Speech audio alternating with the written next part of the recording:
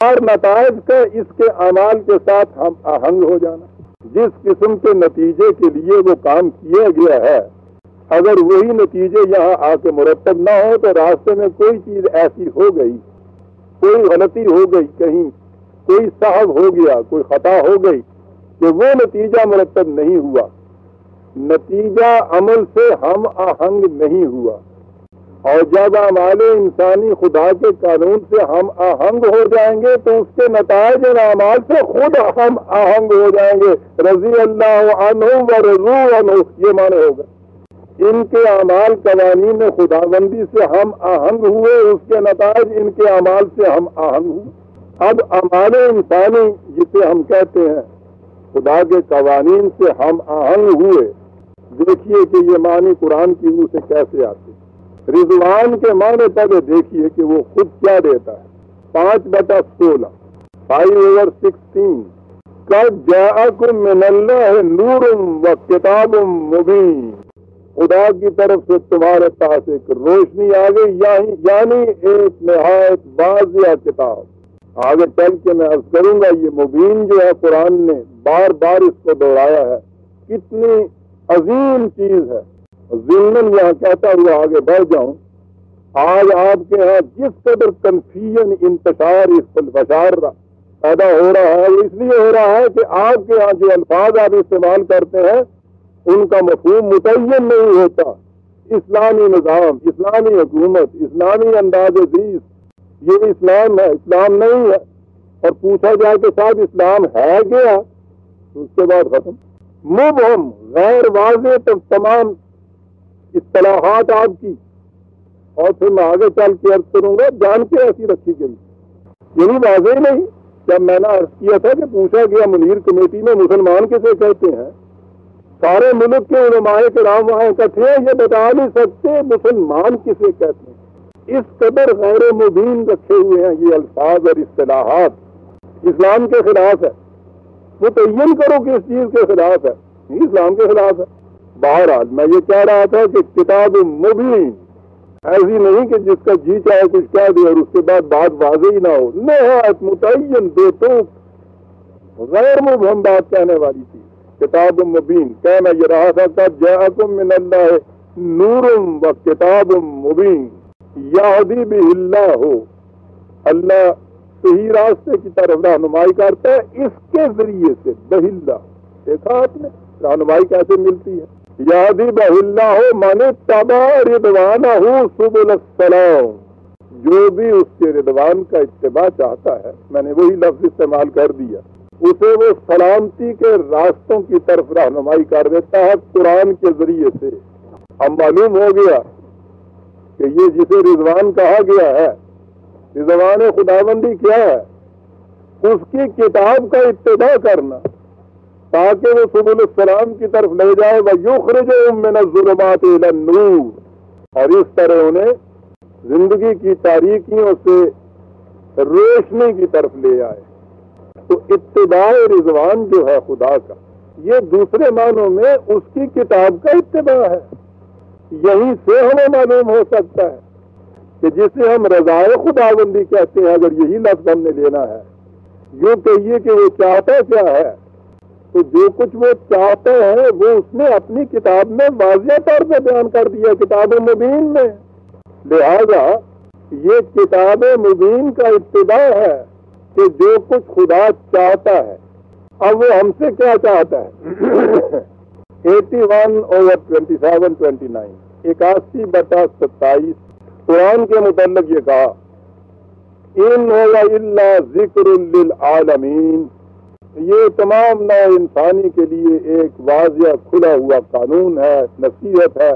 لمن شاء منکم ان یستقیم, اس کے لیے جو تم میں سے چاہتا ہے کہ وہ زندگی کی متوازن سیدھی راہ سے اوپر چلتا رہے. تم میں سے جو چاہتا ہے کہ وہ زندگی کی سیدھی راہ پہ چلتا رہے, اس کے لیے خدا نے یہ کتاب نازل کر دی, ذکر للعالمین. اور اس کے آگے ہے وَمَا تَشَاءُونَ إِلَّا أَن يَشَاءَ اللَّهُ رَبُّ الْعَالَمِينَ. اب تمہیں چاہیے یہ کہ تم وہی چاہو جو خدا چاہتا ہے. وہ چاہتا یہ ہے کہ تم اس سیدھے راستے کے اوپر چلتے جاؤ تاکہ منزل مقصود تک پہنچ جاؤ. تمہارے لیے یہ ہے کہ تم وہ چاہو جو وہ چاہتا ہے کہ تم سیدھے راستے پہ پہنچ جاؤ، اور وہ ہے اس قرآن کے ذریعے سے جو ذکر للعالمین ہے. مقصود 81/27-29 وہ جو مقصود منتہا ہے اسلام کا، دین کا، اس کے مطابق زندگی بسر کرنے کا. اقبال تو بڑی خوبصورت اور پرتقاون چیز کو بیان کرتا ہے نا، کنسنٹریٹڈ الفاظ میں. وہ کہتا ہے قرآن کرتا کیا ہے؟ آنچ حق می خواہد آن سعادت ترا. جیسا کہ خدا چاہتا ہے کہ تمہاری زندگی بن جائے، جیسے تم بن جاؤ، وہ تمہیں ایسا بنا دیتا ہے. اور یہ سب کچھ ہوتا ہے قرآن کے اتباع سے. اسی کا نام قرآن کریم نے یہ دین رکھ دیا جسے ہم الاسلام کہتے ہیں. 5/3 الیوم اکملت لکم دینکم واتممت علیکم نعمتی. اس دور میں دین اور لفظ اگلا وَرَضِيتُ لَكُمُ الْإِسْلَامَ دِينًا. ہم نے اسلام کو تمہارے لیے بطور ضابطہ حیات کے تجویز کر دیا، اسے پسند کر دیا. اب دیکھیں وہی لفظ رضیت و رضیہ سے. رضائے خداوندی کیا ہے؟ یہ دین جسے الاسلام کہا گیا ہے، اس کا اتباع ہے. اسی کو دوسری جگہ اس نے کہا ہے 39/3 39/3 3 نہیں 39/7 39/7.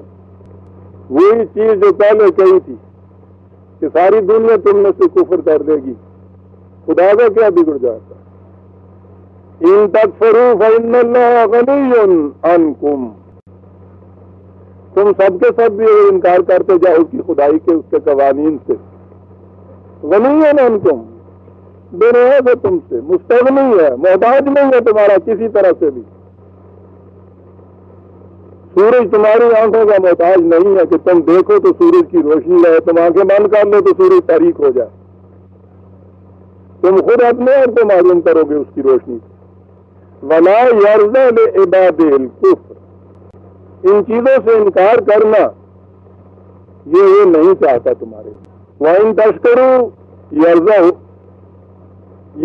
لَكُمْ. اور اگر ان چیزوں کو تم سپاسگزار بناؤ گے، ان کو تسلیم کر لو گے، ان کے مطابق چلو گے، تو ان کے نتائج ہم آہنگ ہو جائیں گے تمہارے اعمال سے. یہی اس کا چاہنا ہے. اب پھر وہی بات آگے کہ کہیں درمیان میں یہاں وہ معنی خوشنودی کے تو نہیں آ گئے. قرآن عزیزان من، احتمال تو اس کا ہو سکتا تھا، اور احتمال کیا تو تاریخ میں ہمیں بتایا کہ کس طرح ہم نے بگاڑا اس کے معنی. یہی کہہ دیا، یاد رکھو لا تزر وازرۃ وزر اخری.